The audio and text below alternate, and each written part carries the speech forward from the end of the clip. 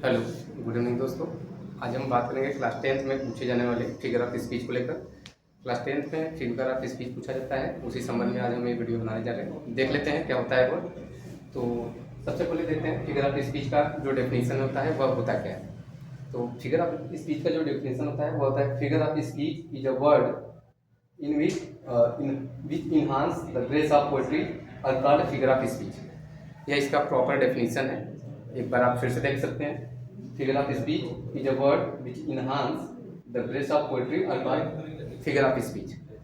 तो इसमें क्या होता है, इसका हिंदी में डेफिनेशन होता है कि वह शब्द जो काव्य की शोभा को बढ़ाते हैं उसे अलंकार या फिगर ऑफ स्पीच कहते हैं। तो देख लेते हैं इसके टाइप्स कौन से होते हैं। जैसे kinds of figure of speech. Kinds of figure of speech में इसके 7 टाइप्स है। There are 7 types of figure of speech. और कौन कौन से होते हैं और किस तरह से पूछे जाते हैं ये बोर्ड के एग्जाम में हम देखते हैं। यह डेफिनेशन इससे आपका जो बोर्ड में वह 11th में और 12th में 10th में भी पूछा जाता है। डेफिनेशन पूछा जाता है। सबसे पहले जैसे दिया गया एक सिमिली और मेटाफर, दो दे दिया गया और इसमें से पूछा जाएगा कि किसी एक पर आपको डेफिनेशन लिखना है और इसके 2 एग्जाम्पल देने हैं। तो डेफिनेशन लिखेंगे और डेफिनेशन के साथ 2 एग्जाम्पल देंगे। तो इस तरह से आपको जो मार्क्स होते हैं वह मिलते हैं। तो सबसे पहला देखते हैं जो काइंड्स होता है वह होता है सिमिली। सिमिली में एज और लाइक जैसे वर्ड का यूज किया जाता है। इसका एक डेफिनेशन होता है simile is a matter figure of speech in which as और लाइक वर्ड आर यूज्ड। ये आप सिंपल सा डेफिनेशन है इसका।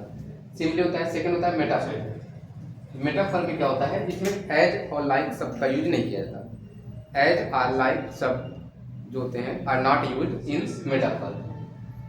जैसे इसका एग्जांपल अगर हम सिमिली की बोले, जैसे कहें कि you look like my brother, ये पहला एग्जांपल हो गया। सेकंड आप कर सकते हैं कि ही लुक्स लाइक एक्टर।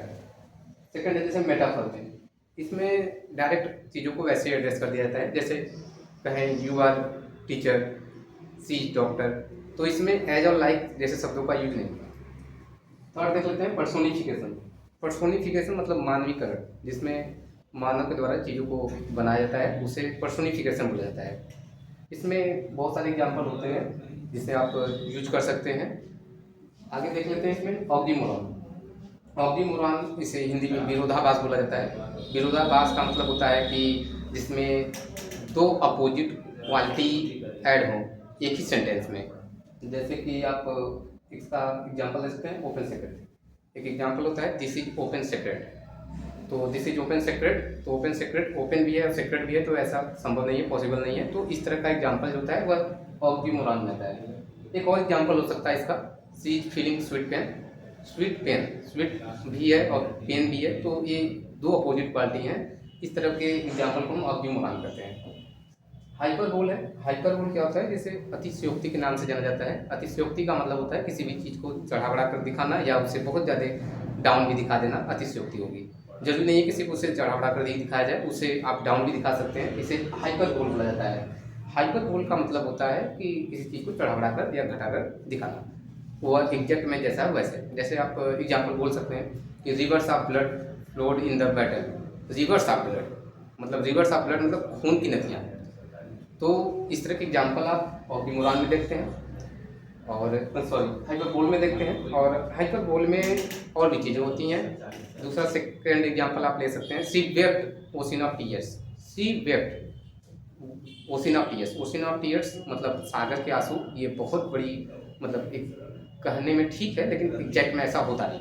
तो हाइपरबोल यही है।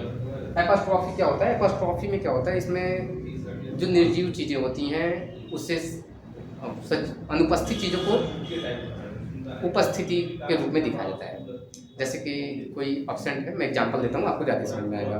जैसे कहें कि ओ डेथ कम सुन, ओ डेथ हे मृत्यु, कम सुन जल्द आना, शीघ्र आना। अब मृत्यु जो है वह अनुपस्थित है, उसे कोई देख नहीं सकता और उसे बुलाया जा रहा है। तो इसमें जो अनुपस्थित चीज़ें होती हैं उससे क्या किया जाता है, बुलाया जाता है। एक और एग्जाम्पल है opportunity knocks at the door but at once. जो अवसर होता है वह एक ही बार दरवाजा खटखटाता है। अब यह जो एग्जाम्पल है, देखिए अपॉर्चुनिटी को ऐसे दिखाया जा रहा है जैसे कि कोई क्या है, सजीव है, वह अनुपस्थित भी है, ऐसी चीज़ें हैं। ओनोमोटोपोइया क्या होता है? ओनोमोटोपोइया में क्या होता है कि देखिए, सुनने में आपको थोड़ा सा अजीब लगेगा, स्ट्रेंज लगेगा, बट कोई बात नहीं, यह शब्द ही ऐसा है। इसमें क्या होता है, इसको हिंदी में कहते हैं ध्वनि सूचक। ध्वनि सूचक इसे बोला जाता है, मतलब the sound suggests it's meaning. The sound suggests it's meaning, इसके ध्वनि से ही आप इसके जाति के, इसके जंतु के, प्राणी के विषय में बोध कर सकते हैं। जैसे जो कैट होता है वो म्यू करता है, जो लायन होता है वो रोर करता है। बस दो एग्जाम्पल लिख दीजिए, कैट म्यू और लायन रोर। इस तरह से आप इसमें एग्जाम्पल लिख सकते हैं। तो एक बार फिर से देख लेते हैं हम लोग। फिगर ऑफ स्पीच है, इसका एक डेफिनेशन है प्रॉपर सा, और ये इसका टाइम्स है, सिम्बली है, मेटाफर है, पर्सोनिफिकेशन है, ऑक्सीमोरॉन है, हाइपरबोल है, अपोस्ट्रोफी है और ओनोमोटोपोइया है। सिम्बली में एज और लाइक का वर्ड का यूज होगा, मेटाफर में एज और लाइक शब्द यूज नहीं होते हैं। पर्सोनिफिकेशन में क्या होता है, इसमें चीजों को ऐसे दिखाया जाएगा जैसे वह सजीव, जैसे निर्जीव है लेकिन उसे सजीव रूप में दिखाया जाता है। ये काम होता है पर्सोनिफिकेशन में।